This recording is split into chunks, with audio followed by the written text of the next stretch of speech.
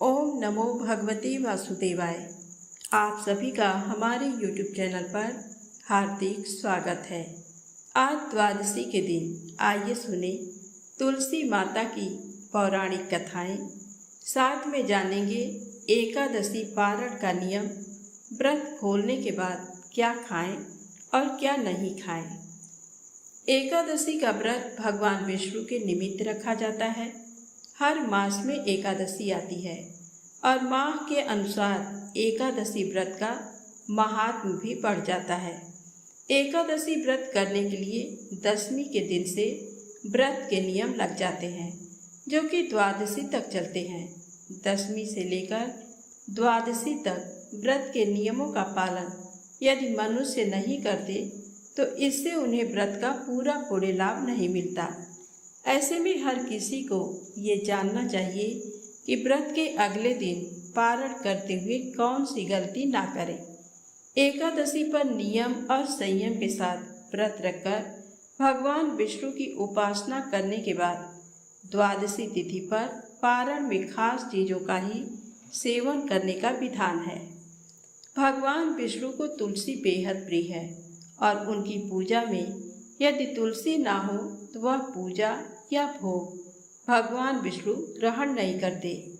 इसलिए भगवान विष्णु के किसी भी व्रत में तुलसी का प्रयोग अवश्य करें और एकादशी व्रत के पारण के लिए भी आप तुलसी पत्र को अपने मुख में डालकर पारण कर सकते हैं। आंवले के पेड़ पर भगवान विष्णु का वास होता है, इसलिए आंवले का भी विशेष महत्व होता है। एकादशी व्रत का पारण आंवला खाकर करने से अखंड सौभाग्य, आरोग्य और संतान सुख की प्राप्ति होती है। एकादशी व्रत के पारण पर चावल जरूर खाना चाहिए। एकादशी व्रत के दिन चावल खाना मना होता है, लेकिन द्वादशी के दिन चावल खाना उत्तम माना जाता है। मान्यता है कि इस दिन चावल खाने से प्राणी रेंगने वाले जीव की योनि में जन्म पाता है, लेकिन द्वादशी को चावल खाकर व्रत का पारण करने से इस योनि से मुक्ति भी मिल जाती है। सेम को कफ और पित्त नाशक माना गया है और व्रत पारण के लिहाज से भी ये उत्तम माना गया है। ऐसे में सेम धार्मिक और स्वास्थ्य के हिसाब से बेहतर पारण भोज्य माना गया है। व्रत पारण में जो भी भोजन पकाया जाता है उसमें घी का प्रयोग करना चाहिए। गाय के शुद्ध घी से ही व्रत के पारण का भोजन बनना चाहिए। घी को सबसे शुद्ध पदार्थ माना गया है और ये सेहत के लिए भी अच्छा होता है। पारण करते समय कुछ चीज़ों का प्रयोग भोजन में भूल कर भी नहीं करना चाहिए। मूली, बैगन, साग, मसूर दाल, लहसुन, प्याज आदि का पारण में प्रयोग निषेध है। बैगन पित्त दोष को बढ़ाता है और वहीं मसूर की दाल को अशुद्ध माना गया है। मूली की तासीर ठंडी होती है, इसलिए ये व्रत के ठीक बाद सेहत के लिए सही नहीं होता। लहसुन प्याज तामसिक भोजन होता है, इसलिए इसका प्रयोग भी वर्जित माना जाता है। अब आइए सुने द्वादशी पारण से जुड़ी पौराणिक कथाएं।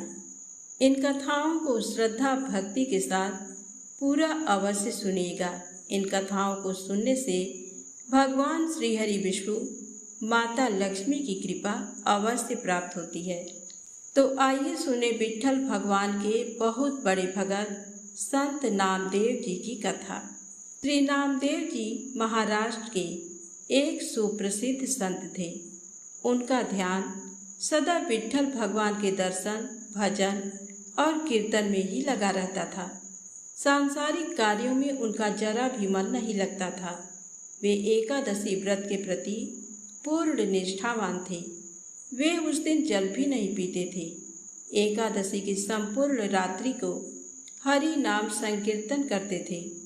एकादशी को वे न अन्न खाते और न किसी को खिलाते थे। एक दिन एकादशी की रात्रि को वे हरिनाम संकीर्तन कर रहे थे। उनके साथ अनेकों भक्त भी संकीर्तन कर रहे थे। अचानक एक छीड़कार हड्डियों का ढांचा मात्र एक वृद्ध ब्राह्मण उनके द्वार पर आया और बोला, मैं बहुत भूखा हूँ, मुझे भोजन कराओ, अन्यथा मैं भूख के मारे मर जाऊंगा। श्री नामदेव जी बोले, मैं एकादशी को ना तो अन्न खाता हूँ और ना किसी को अन्न खिलाता हूँ। अतः ब्राह्मण देवता, प्रातःकाल सूर्योदय का इंतजार करो। व्रत का पारण कर आपको भर पेट भोजन कराऊंगा। ब्राह्मण बोला, मुझे तो अभी ही भोजन चाहिए, मैं 120 वर्ष का बूढ़ा हूँ। एकादशी व्रत 8 वर्ष से लेकर 80 वर्ष तक के लोगों के लिए है। मैं भूख से मर जाऊंगा और तुमको ब्रह्म हत्या का पाप लगेगा। श्री नामदेव जी ने कहा, ब्राह्मण देवता, चाहे कुछ भी हो जाए, मैं आपको भोजन नहीं करा सकता। कृपया आप सुबह तक प्रतीक्षा करें। श्री नामदेव जी के ऐसे व्यवहार के प्रति अन्य ग्रामवासियों ने नामदेव जी को निष्ठुर कहा और ब्राह्मण को भोजन देना चाहा, परंतु ब्राह्मण ने भोजन लेने से इनकार कर दिया और कहा, यदि मैं भोजन ग्रहण करूंगा तो सिर्फ और सिर्फ नामदेव से ही करूंगा। श्री नामदेव जी ने जब ब्राह्मण को भोजन नहीं दिया तो कुछ ही समय में उसके प्राण पखेरु उड़ गए। वहां उपस्थित सभी लोग श्री नामदेव जी के प्रति अपशब्द कहने लगे और उन्हें हत्यारा कहकर संबोधित करने लगे। श्री नामदेव जी कुछ नहीं बोले, वो विट्ठल भगवान के भजन और कीर्तन में ही लगे रहे तथा एक पल के लिए उठे और मृतक शरीर को ढककर रख दिया और भगवान के समक्ष नाम संकीर्तन करते रहे। प्रातःकाल श्री नामदेव जी ने व्रत पारण किया और एक चिता बनवाई। स्वयं उस ब्राह्मण के पार्थिव शरीर को अपनी गोद में लेकर चिता पर बैठ गए। चिता को प्रज्वलित किया गया।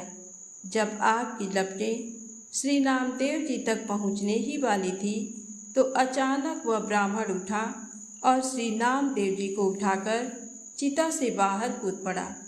जब तक नामदेव जी कुछ समझ पाते, वह बूढ़ा अंतर ध्यान हो गया। स्वयं विट्ठल भगवान ही उनकी परीक्षा लेने आए थे।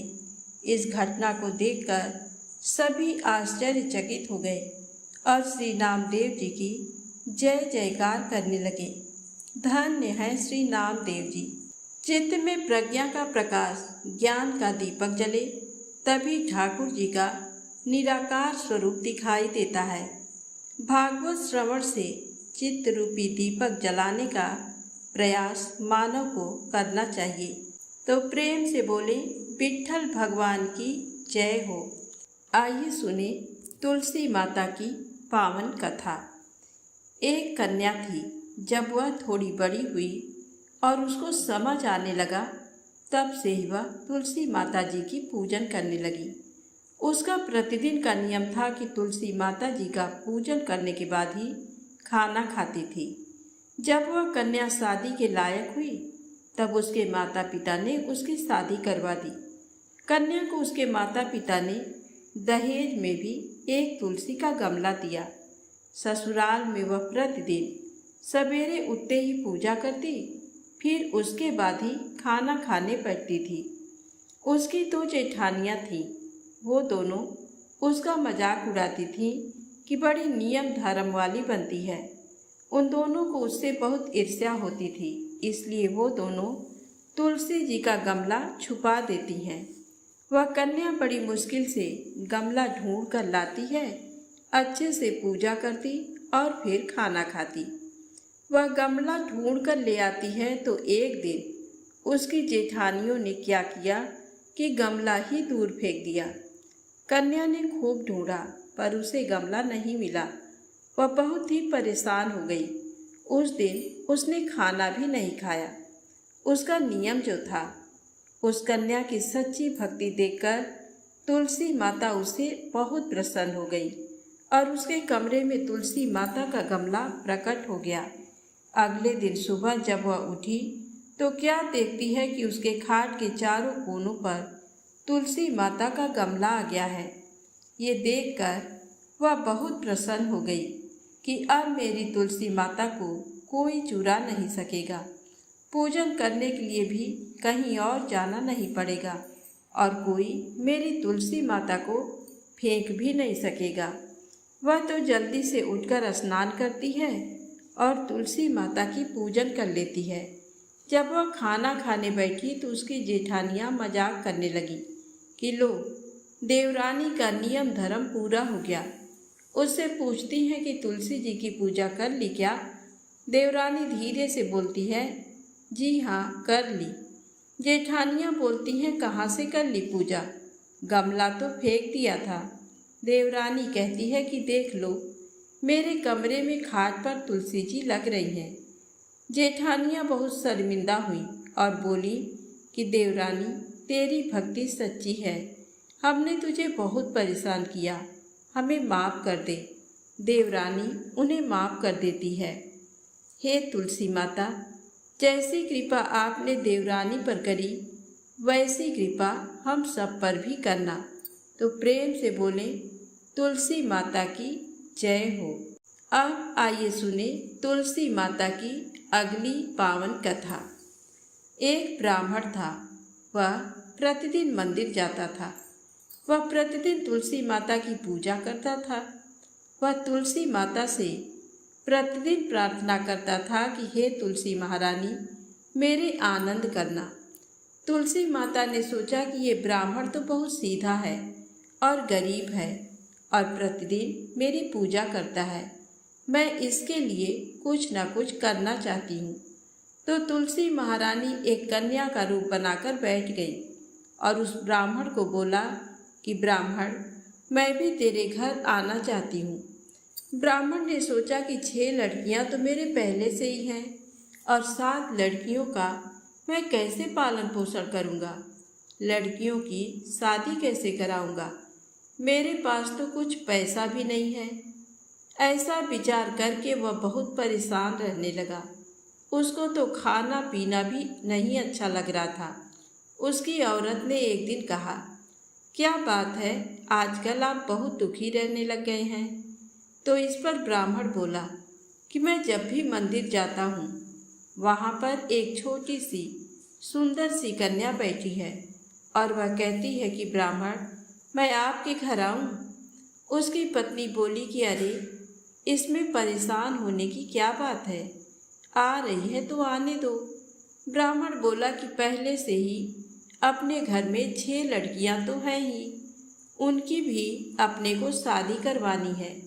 तो इस पर ब्राह्मणी बोली कि अरे, ये तो कोई बात नहीं है, अपनी 6 लड़कियों की शादी करवाएंगे, वैसे 7वीं की भी करवा देंगे। हम लोग 7 लड़कियों की शादी साथ में ही करवा देंगे। अगले दिन जब वह ब्राह्मण मंदिर गया तो उस छोटी कन्या ने पूछा, ब्राह्मण, मैं आपके घर आऊं? तो ब्राह्मण बोला कि हाँ बेटी चल। उनको वह घर पर लेकर आ गया। तुलसी माता के कन्या के रूप में ब्राह्मण के घर आने से ब्राह्मण के घर बहुत आनंद हो गया। घर में लक्ष्मी की बारिश हो गई।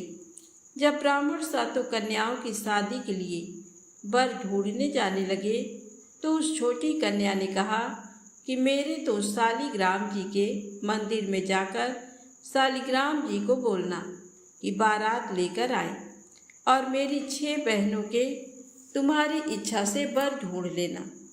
तुलसी महारानी की मेहरबानी से उसके तो सब जेवर कपड़ा खाना सब तैयार हो गया और अच्छी धूमधाम से उनकी शादी हो गई और उस ब्राह्मण के तुलसी माता टूटमान हुए।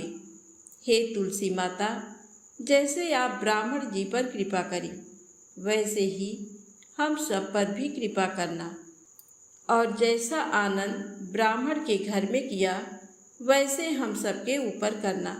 तो प्रेम से बोले, तुलसी माता की जय हो। अब आइए सुने तुलसी माता की अगली पौराणिक कथा। पौराणिक समय में दैत्यों का राजा दंभ हुआ करता था। वह बहुत बड़ा विष्णु भक्त था। कई सालों तक उसके यहाँ संतान नहीं होने के कारण उसने शुक्राचार्य को अपना गुरु बनाकर उनसे श्री कृष्ण मंत्र प्राप्त किया। ये मंत्र प्राप्त करके उसने पुष्कर सरोवर में घोर तपस्या की भगवान विष्णु उसकी तपस्या से प्रसन्न हुए और उसे संतान प्राप्ति का वरदान दे दिया। भगवान विष्णु के वरदान से राजा दंभ के यहाँ एक पुत्र ने जन्म लिया। इस पुत्र का नाम शंखचूड़ रखा गया। बड़ा होकर शंखचूड़ ने ब्रह्मा जी को प्रसन्न करने के लिए पुष्कर में घोर तपस्या की। उसकी तपस्या से प्रसन्न होकर ब्रह्मा जी ने उसे वरदान मांगने को कहा। तब शंखचूड़ ने वरदान मांगा कि वह हमेशा अजर अमर रहे, वह कोई भी देवता उसे नहीं मार पाए। ब्रह्मा जी ने उसे ये वरदान दे दिया और कहा कि वह बद्री बन जाकर धर्मध्वज की पुत्री तुलसी जो तपस्या कर रही हैं उससे विवाह कर लें। शंखचूड़ ने वैसा ही किया और तुलसी के साथ विवाह के बाद सुखपूर्वक रहने लगा। उसने अपने बल से देवताओं, असुरों, दानवों, राक्षसों, गंधर्वों, नागों, किन्नरों, मनुष्यों तथा त्रिलोकी के सभी प्राणियों पर विजय प्राप्त कर ली। वह भगवान श्री कृष्ण का परम भक्त था।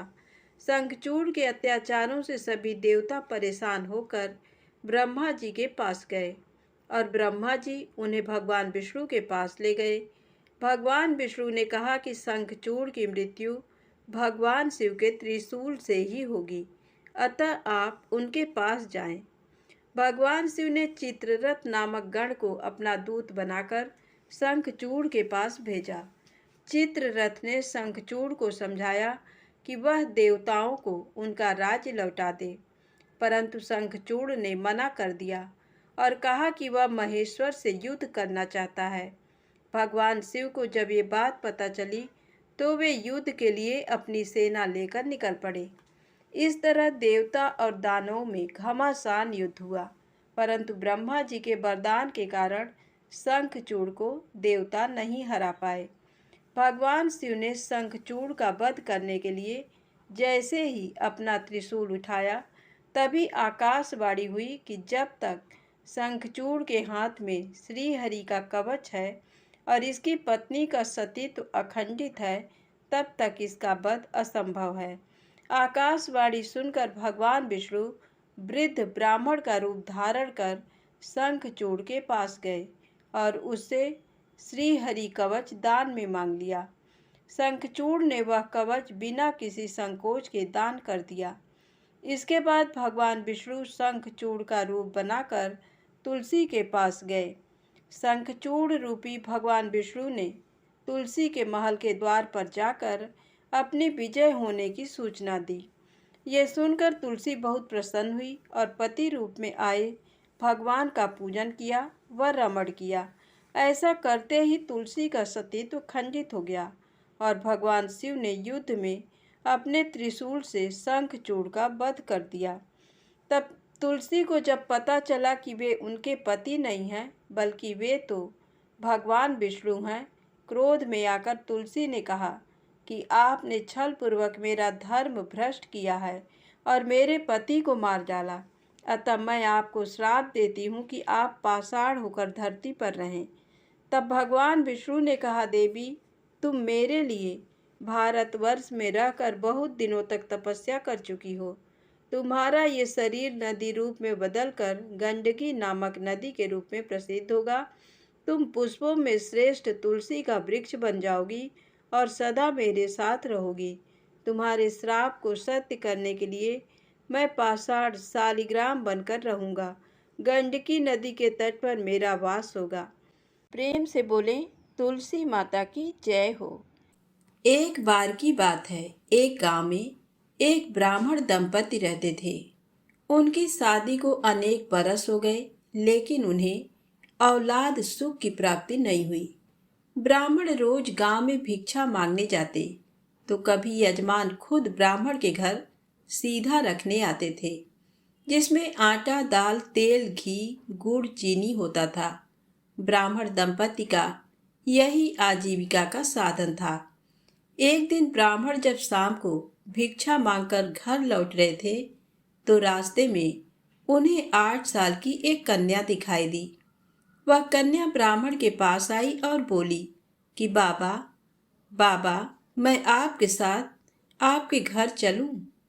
ब्राह्मण ने पीछे मुड़कर देखा तो उसे कोई दिखाई नहीं दिया। थोड़ी देर बाद जब वह वापस घर की ओर चलने लगा तो फिर से कन्या बोली कि बाबा, क्या मैं आपके साथ आपके घर चलूं? बाबा, मैं आपकी बेटी हूँ, क्या मैं आपके साथ आपके घर चलूं? तो ब्राह्मण ने देखा एक बहुत सुंदर 8 साल की कन्या खड़ी थी।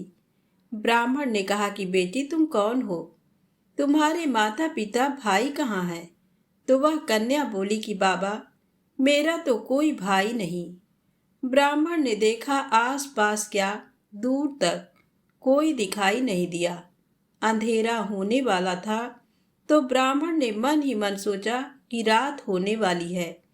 ऐसे समय में इस कन्या को यहाँ छोड़ना ठीक नहीं होगा। ब्राह्मण ने कन्या को कंधे पर बैठाया और उसे घर ले आया। घर आकर उसने अपनी पत्नी को पूरी बात बताई तो ब्राह्मणी बोली कि मेरे कोई औलाद नहीं थी, भगवान ने ही इसे मेरे लिए भेजा है। ब्राह्मणी तुलसी माता की परम भक्त थी। उसने कन्या का नाम तुलसी रख दिया। अब ब्राह्मण दंपति तुलसी के साथ सुख से जीवन जीने लगे। जब से तुलसी घर में आई, उनके घर में अन्न धन के भंडार भर गए। समय पंख लगा करके उड़ने लगा। जब तुलसी विवाह लायक हुई तो ब्राह्मण दंपति को अपनी बेटी तुलसी के विवाह की चिंता सताने लगी। तो तुलसी ब्राह्मण दंपति से बोली कि माँ बाबा, आप मेरे विवाह की चिंता मत करो। मुझे तो कृष्ण भगवान ब्याहने आएंगे। आप तो मेरे ब्याह की तैयारियां करो। उसके बाद कार्तिक सुदी पूर्णिमा को भगवान शालिग्राम का तुलसी से विवाह हो गया। जब तुलसी विदा होकर जाने लगी तो ब्राह्मण दंपति रोने लगे। तो तुलसी बोली कि माँ बाबा, आप दुखी मत होइए। मैं हमेशा तुलसी पौधे के रूप में आपके आंगन में रहूंगी और आपका घर हमेशा इसी तरह अन्न धन के भंडार से भरा रहेगा। हे माँ तुलसी, जैसे आप ब्राह्मण दंपति के ऊपर कृपा की, वैसे सबके ऊपर कृपा करना।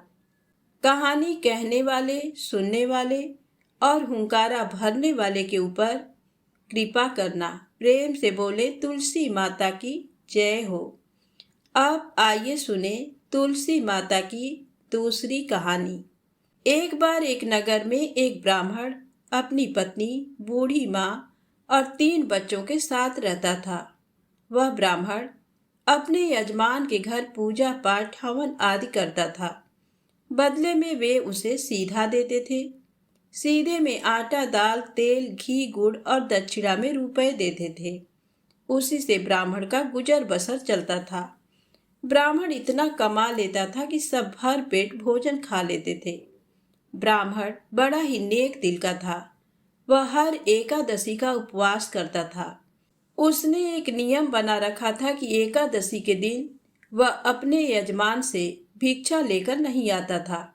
सब यजमान ब्राह्मण को सीधा रखने उसके घर आते थे। ब्राह्मणी ब्राह्मण से हमेशा परेशान रहती थी। ब्राह्मणी आए दिन अपने पति को ताने देती कि आप कोई दूसरा काम क्यों नहीं करते, इस तरह हमारा गुजर बसर कैसे चलेगा। उस नगर का राजा बड़ा ही दानी था। वह ब्राह्मणों, गरीबों, जरूरतमंदों, साधु सन्यासियों को दान दिया करता था। उसके दरबार से कोई भी खाली नहीं जाता था। तब एक बार ब्राह्मणी को किसी से पता चला कि उनके नगर का राजा ब्राह्मणों को खूब दान दक्षिणा देता है। तब एक दिन ब्राह्मण की पत्नी ने ब्राह्मण से कहा कि दूर दूर के ब्राह्मण राजा से मनचाहा दान लेकर चले जाते हैं और तुम यहाँ के यहाँ एक दिन भी राजा के पास नहीं गए। जन्म भर कंगाली कहाँ तक झेलूं? आज तुम जाओ और राजा से कुछ मांग कर लाओ। ब्राह्मण ने अपनी पत्नी को समझाते हुए कहा, तू तो बावरी है, हमें धन की क्या ज़रूरत, हमें इतना तो मिल ही जाता है जिससे हम अपना पेट भर सकें, और राजा का धन अच्छा नहीं होता, वो हमें नहीं लेना चाहिए। ब्राह्मण की पत्नी जिद पर अड़ गई और बोली, मैं तुम्हारी एक भी बात सुनने वाली नहीं हूँ। कब तक हम कंगाली में जीते रहेंगे? तुम तो रोज माला लेकर बैठ जाते हो। अपने बच्चों को क्या खिलाएं और क्या पहनाएं। जब बच्चे दूसरे बच्चों को पहनते ओढ़ते और खाते पीते देखते हैं तो उनका मन भी ललचाता है। आज तुम राजा के पास जाओ। राजा बहुत भला व्यक्ति है, वो हमें जरूर मुँह मांगा दान देगा। मजबूर होकर ब्राह्मण राजा के महल की ओर चल दिया, पर राजा उस समय महल में नहीं था। ब्राह्मण को वापस लौटना पड़ा। दूसरे दिन ब्राह्मण की पत्नी ने ब्राह्मण को फिर से महल भेजा, परंतु राजा फिर से महल में नहीं मिला। तीसरे दिन राजा महल में मिल गया और उसने ब्राह्मण का स्वागत किया और उसे आसन पर बैठाया और 2 दिन न मिल पाने के लिए क्षमा भी मांगी। राजा ने कहा, मैं आपकी क्या सेवा कर सकता हूँ? ब्राह्मण ने कहा, जो मैं मांगूँ वो आप दे सकेंगे? राजा ने कहा, हाँ हाँ, कहिए, मैं आपकी क्या सेवा कर सकता हूँ? ब्राह्मण ने निवेदन किया, महाराज, मैं कुछ और नहीं चाहता, बस आप मुझे अपनी पसीने की कमाई से 4 पैसे दान में दे दीजिए। ब्राह्मण की बात सुनकर राजा चौंक गया और सोचने लगा, खजाने में बहुत सारा धन पड़ा है, पर मेरे मेहनत की 1 कौड़ी भी नहीं है। राजा ने ब्राह्मण से कहा, आप मुझे 1 दिन का समय दें, मैं कल आपको आपका मुँह मांगा दान दूंगा। ब्राह्मण को जब खाली हाथ देखा तो पत्नी बोली, क्या हुआ? राजा ने कुछ नहीं दिया? ब्राह्मण बोला, राजा ने कल देने के लिए कहा है। ब्राह्मण की पत्नी सोचने लगी, शायद इन्होंने बहुत सारा धन मांगा होगा और राजा को इसकी व्यवस्था करने में समय लग रहा होगा, इसीलिए कल बुलाया है। दूसरी ओर राजा ने अपने राजसी कपड़े बदलकर फटे पुराने कपड़े पहने और मजदूर जैसा वेश बना लिया। जब राजा की पत्नी ने देखा और कारण पूछा तो राजा ने सब कुछ बताया। रानी बोली, मैं भी आपके साथ चलूंगी। राजा के हाँ कहने पर रानी भी पुरानी साड़ी पहनकर आ गईं। इस प्रकार राजा रानी मजदूरी की तलाश में शहर निकले। लुहारों के मोहल्ले में जाकर राजा ने आवाज़ लगाई, किसी को मजदूर चाहिए, मजदूर। आखिर एक लुहार ने उन्हें बुला लिया, जो पहिए पर हाल चढ़ाने की तैयारी कर रहा था। उसने राजा से कहा, देखो, तुम्हें पहले खलात धोंकनी पड़ेगी और जब आग आ जाए उसके बाद घन पीटना होगा। फिर रानी की ओर देखकर कहा, तुम्हें कुएं से पानी लेकर हौदी भरनी पड़ेगी और कोयले वाले घर से कोयला लेकर भट्टी में डालना होगा। तुम दोनों को दिन भर में 2-2 आने मिलेंगे। अगर काम पसंद हो तो बोलो, नहीं तो अपना रास्ता नापो। राजा रानी लुहार के बताए काम को करने लगे। राजा खलात धोंकने लगा, पर उससे काम ठीक से नहीं हो पा रहा था। लुहार नाराज होकर राजा को ठीक से काम करने के लिए कहता। राजा जैसे तैसे अपना काम करने लगा। रानी भी कुएं से पानी भरकर लाने लगी। रानी के हाथ में फफोले पड़ गए। किसी तरह बड़ी कठिनाइयों से उसने पानी का हौद भरा। उसके बाद रानी कोयला लाकर भट्टी में डालने लगी। कोयला भरने से रानी के गोरे हाथ और कपड़े काले हो गए। भट्टी में आग आने पर लुहार ने 5 भट्टी में से निकालकर पहिए पर जमाई और एक घन अपने हाथ में लेकर और एक राजा के हाथ में देकर कहा, देखो, बारी बारी से घन इस पर पटकना, हाथ इधर उधर न होने पाए। राजा जोर जोर से घन पटकने लगा, लेकिन उसका निशाना ठीक नहीं बैठता था। कभी घन हाल पर गिरता तो कभी पहिए पर। मजदूरों का ये हाल देखकर लुहारिन बड़बड़ाती हुई आई और लुहार से कहने लगी, तुमने कहाँ से ये नौसिखिए मजदूर काम पर लगाए हैं? इनसे काम नहीं होगा। ये सबसे मजदूर तुम्हारा सब काम बिगाड़ देंगे। राजा रानी उन दोनों की फटकार सुनते सुनते अपना काम मन लगाकर करते रहे। घन पटकते पटकते राजा का शरीर पसीने से तर हो गया और जोर जोर से सांस चलने लगी। रानी भी पानी भरते भरते और कोयला झोंकते झोंकते थककर चूर हो गई। दोनों ने पूरे दिन बहुत मेहनत की। लुहार ने राजा रानी को 2-2 पैसे दिए, जिसे वो बड़ी खुशी खुशी लेकर महल आ गए। आज उन्हें पता चला कि मेहनत की कमाई कैसी होती है। राजा ने 4 पैसे अलग रख दिए और अगले दिन ब्राह्मण को बुलाकर उसे दे दिए। ब्राह्मण राजा को आशीर्वाद देकर घर लौटा और ब्राह्मणी से कहा, लो, मैं राजा के यहाँ से दक्षिणा ले आया हूँ। ब्राह्मणी खुश होकर दौड़ती हुई आई, पर जब उसने 4 पैसे देखे तो वो ठिठक कर रह गई और उन्हें दूर फेंक दिया। वो जल भुनकर ब्राह्मण से बोली, तुम जैसे दरिद्र से राजा के यहाँ जाकर भी कुछ न मांगा गया, शर्म भी नहीं आती, कहकर रूठकर चली गई और बहुत देर तक बड़बड़ करती रही।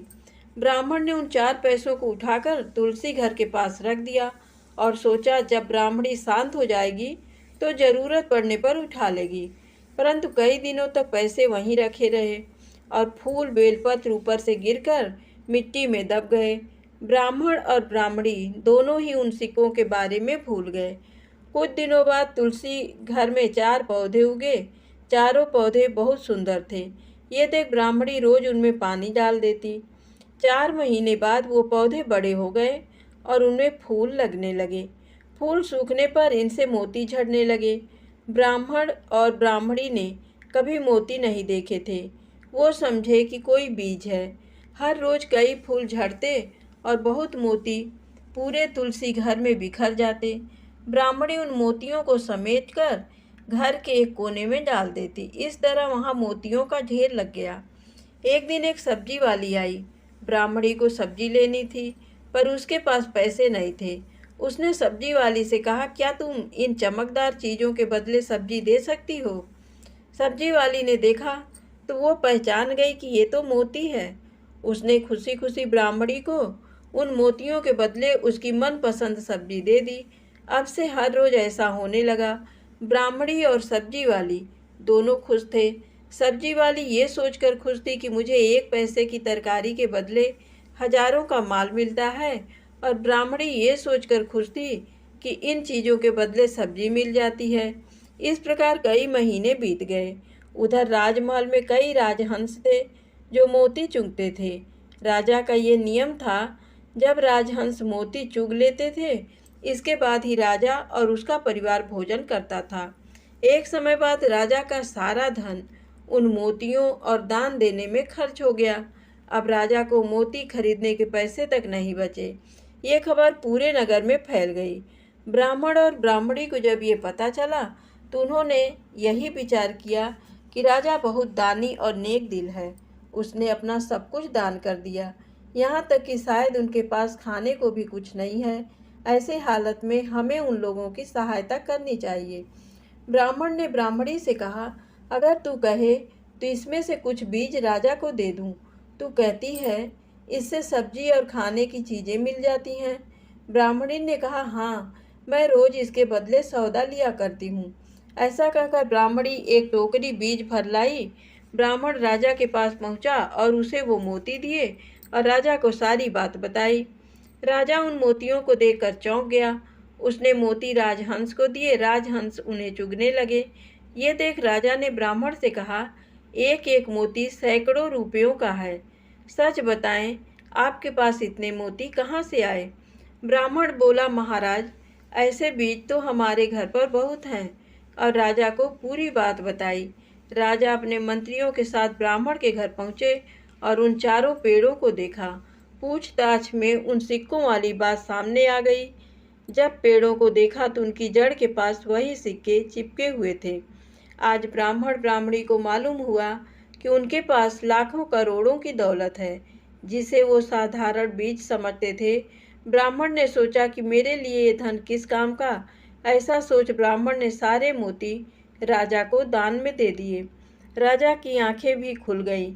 मेहनत के धन की कीमत उन्हें मालूम पड़ गई।